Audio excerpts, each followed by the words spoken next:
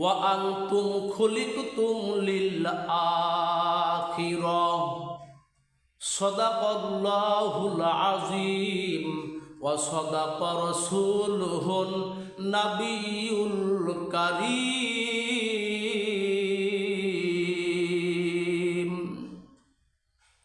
মুসলমান ভাইরা, দুনিয়ার বুকে যে যেই কাজ করুক না কেন একটা টার্গেট থাকে।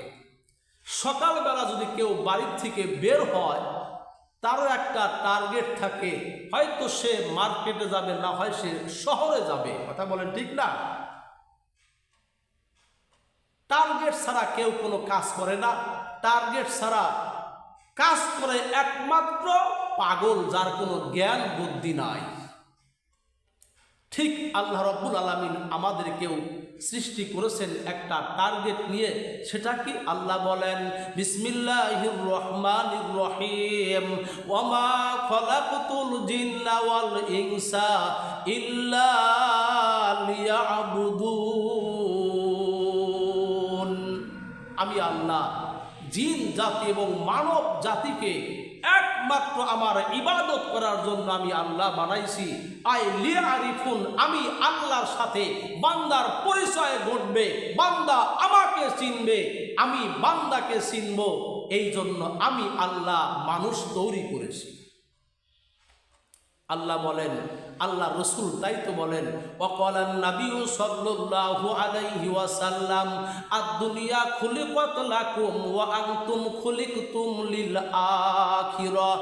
আল্লাহ রসুল বলেন, দুনিয়া তোমাদের জন্য আল্লাহ বানাইছেন, আর তোমাদের বানাইছেন আল্লাহ আখিরাতের জন্য। আজকে আমরা সম্পূর্ণ উল্টা হয়ে গেছি। দুনিয়া টুকটাক, আখেরাত, দুনিয়া ঠিকঠাক, আখেরাত টুকটাক। এই জন্য মুসলমানের এই অবস্থা, দুরবস্থা।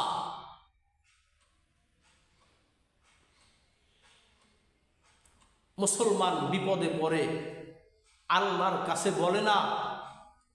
মুসলমান বিপদে পড়ে দৌড়ায়, মেম্বার চেয়ারম্যানের কাছে দৌড়ায়, নেতার কাছে দৌড়ায়। কোনো লাভ হবে না, দুনিয়াতে ক্ষতি, টাকা নষ্ট হবে, আখিরাতে ক্ষতি।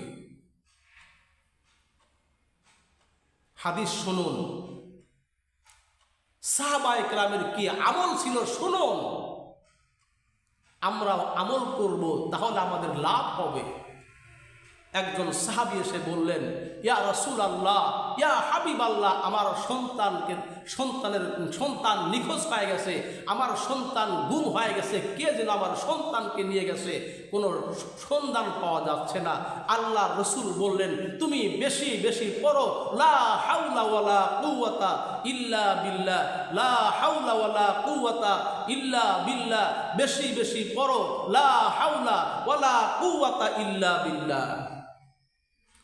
আল্লাহর নবীর সাহাবী এই আমল করতেছিলেন।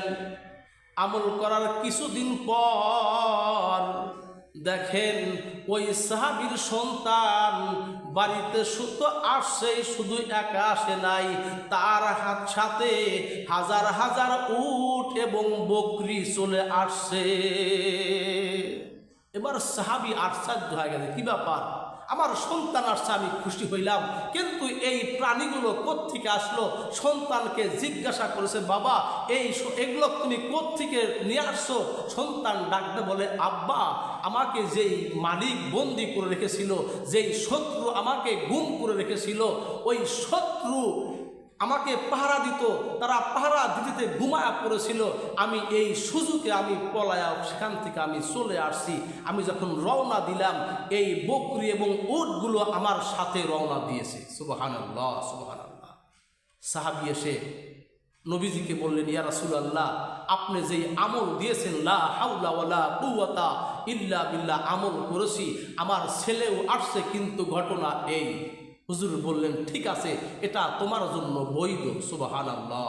এই জন্য আমরা বেশি বেশি পড়ব লা হাওলা ওয়ালা কুওয়াতা ইল্লা বিল্লাহিল আলিয়্যিল আযীম, লা হাওলা ওয়ালা কুওয়াতা ইল্লা বিল্লাহিল আলিয়্যিল আযীম, লা হাওলা ওয়ালা কুওয়াতা ইল্লা বিল্লাহিল আলিয়্যিল আযীম। আল্লাহ তাআলা আমাদের সকলকে এই ধন ভাণ্ডারের উপর আমল করার তৌফিক দান করুন। সকলে বলি আল্লাহুম্মা আমিন।